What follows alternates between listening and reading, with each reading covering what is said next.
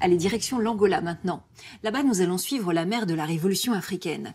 La femme qui a bien failli faire basculer tout le pays. C'est l'incontournable.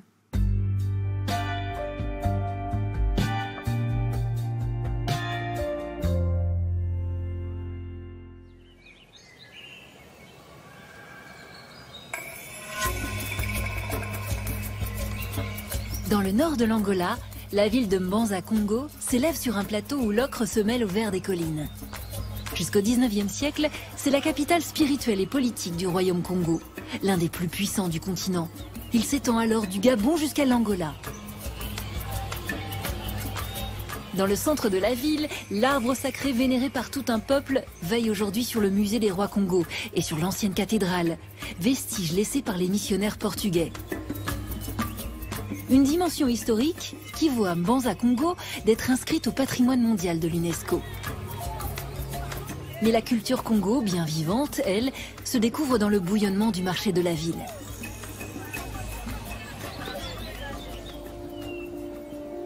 Incontournable Mbanza-Kongo qui cache une toute autre histoire.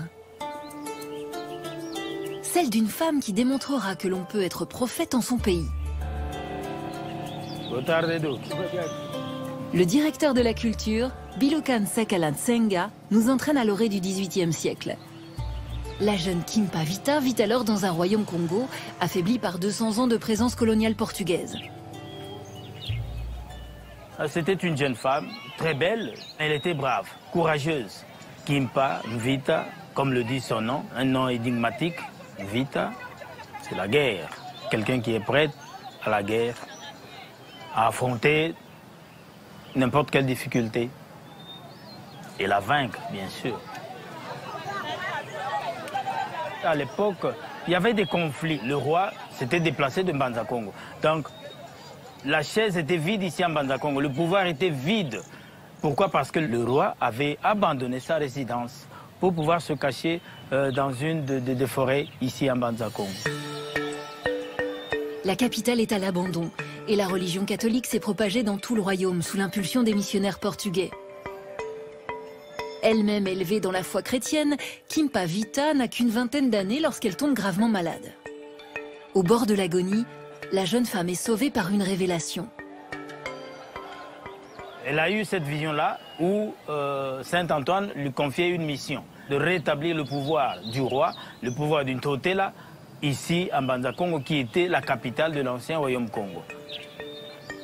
Imaginez-vous, une jeune fille à 22 ans, prendre conscience de l'état de choses du royaume Congo et dire que je vais rétablir le pouvoir.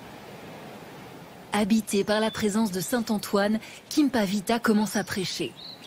La prophétesse affirme que Jésus et ses apôtres étaient noirs et que le royaume Congo est la véritable terre sainte.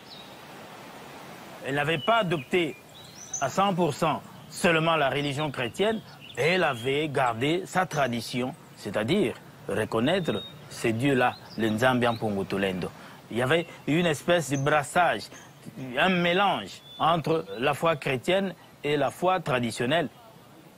Chaque fois qu'elle réunissait avec son peuple, ses suiveurs, les gens s'étonnaient de sa sagesse, de ses idées, de manière que le groupe grandissait du jour au jour.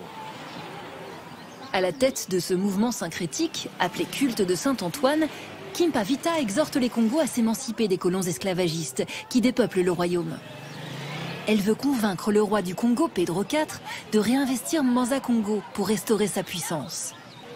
Mais sur les conseils des missionnaires portugais, le souverain refuse.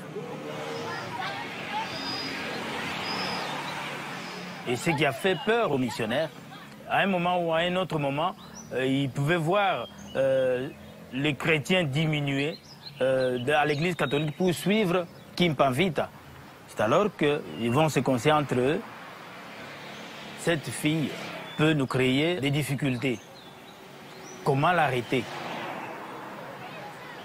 L'un des missionnaires, le père Bernardo, persuade le roi que Kimpa Vita veut lui ravir le trône. Il réclame son arrestation. On va l'accuser de beaucoup de choses. De l'hérésie, de profaner les saints de l'époque, de dire que c'était un mensonge, qu'elle n'avait pas de vision de la part de Saint-Antoine, c'était faux et archi-faux, pour pouvoir obtenir la sentence. Lorsque les troupes de Pedro IV arrêtent Kimpa Vita, la jeune femme vient d'accoucher. C'est une aubaine pour les missionnaires qui s'empressent de briser l'image de sainte qu'elle s'était forgée auprès de la population.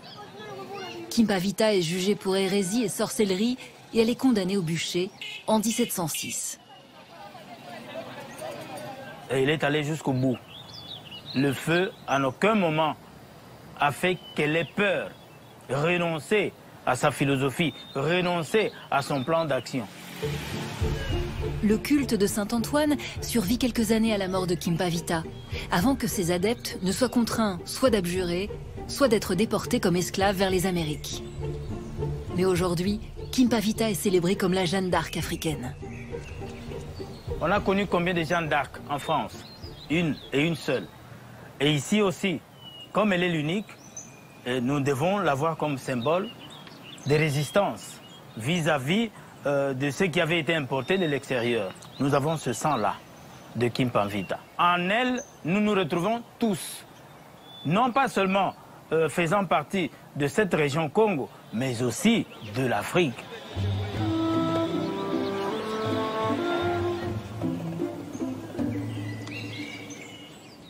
Est-ce que le pouvoir aurait brûlé Kimpa Vita si elle avait été un homme? Je ne peux pas m'empêcher de me poser la question. Tiens d'ailleurs, dites-moi ce que vous en pensez, vous, sur les réseaux sociaux. Et voilà, invitation au voyage, en tout cas, c'est terminé pour aujourd'hui. On se retrouve demain. D'ici là, portez-vous bien. Je vous dis bis bald.